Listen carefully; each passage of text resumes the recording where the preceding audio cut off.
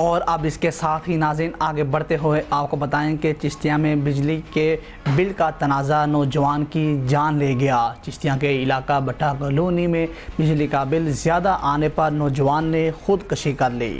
دو بھائیوں کے درمیان بجلی کے بل پر بحث تکرار شدت اختیار کر گئی کہ جس سے دل برداشتہ ہو کر چھوٹے بھائی نے زہریلی گولیاں کھا کر خودکشی کر لی۔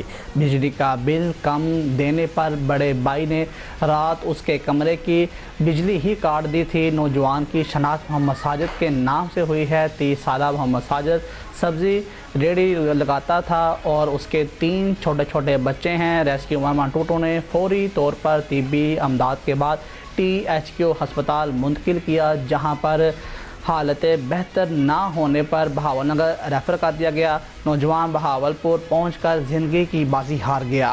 محمد ساجد کی بیوی کا یہ کہنا ہے کہ گورنمنٹ ہمیں وسائل تو نہیں دے سکتی، مسائل ضرور دے رہی ہیں۔ میرے 3 چھوٹے چھوٹے بچے ہیں، پہلے ہی گزارا بڑی مشکل سے چلتا تھا، اب گورنمنٹ کو چاہیے کہ میری مدد کرے کہ میں اچھے طریقے سے اپنے بچوں کی پرورش کر سکوں۔